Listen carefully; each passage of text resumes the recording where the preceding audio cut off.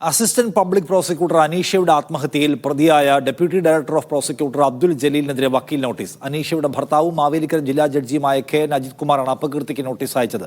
1 കോടി രൂപ നഷ്ടപരിഹാരം നൽകണമെന്നാണ് നോട്ടീസിൽ ആവശ്യം. അനീഷയ്ക്ക് കുടുംബ പ്രശ്നമുണ്ടായിരുന്നുവെന്നും ഗാർഹിക പീഡനത്തിന് ഇരയായെന്നും അബ്ദുൽ ജലീൽ ജാമ്യാപേക്ഷയിൽ പറഞ്ഞിരുന്നു. ലിജോ റോളൻസ് വിവരങ്ങളുമായി. ലിജോ, എന്താണ് ഈ വക്കീൽ നോട്ടീസിലെ ആവശ്യം? നിഷാദെ, ജനുവരി മാസം 20-ാം തീയതിയാണ് കൊല്ലം പരവൂർ കോടതിയിലെ അസിസ്റ്റന്റ് പബ്ലിക് പ്രോസിക്യൂട്ടറായിട്ടുള്ള അനീഷ ആത്മഹത്യ ചെയ്തത്. അപ്പോൾ തന്നെ കുടുംബം ആരോപിച്ചിരുന്നു ജോലി സ്ഥലത്തെ മാനസിക പീഡനം മൂലമായിരുന്നു ഇത്തരത്തിലൊരു ആത്മഹത്യ എന്നുള്ളത്. തുടർന്ന് ആ ശബ്ദരേഖയും ഡയറിയും ഒക്കെ പരിശോധിച്ചപ്പോൾ അത് സാധൂകരിക്കുന്ന തെളിവുകൾ ലഭിച്ചിരുന്നു. ആദ്യം ലോക്കൽ പോലീസ് അന്വേഷിച്ചു, തുടർന്ന് ജില്ലാ ക്രൈംബ്രാഞ്ചിനും ഇപ്പോൾ അത് അന്വേഷിച്ചുകൊണ്ടിരിക്കുന്നത് സംസ്ഥാന ക്രൈംബ്രാഞ്ചാണ്. ആ സംസ്ഥാന ക്രൈംബ്രാഞ്ച് കഴിഞ്ഞ ആഴ്ച അതിൽ പ്രതി ചേർത്തിരിക്കുന്ന രണ്ടുപേരും അബ്ദുൽ ജലീലിനെ അതോടൊപ്പം തന്നെ APP ആയിട്ടുള്ള ശ്യാംകൃഷ്ണയെ പിടികൂടിയിരുന്നു.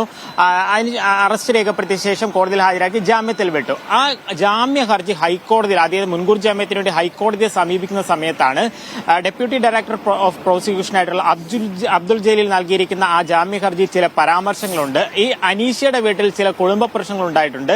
ഗാർഹിക പീഡനത്തിന്റെ കാരണമായിട്ടാണ് ഇത്തരത്തിൽ ആത്മഹത്യയിലേക്ക് നയിച്ചതെന്നുള്ള സംശയിക്കുന്നു എന്ന് പറഞ്ഞുള്ള പരാമർശങ്ങളുണ്ട്.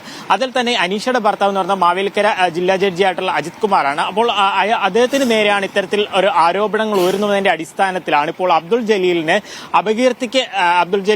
നോട്ടീസ് അയച്ചിരിക്കുന്നത്.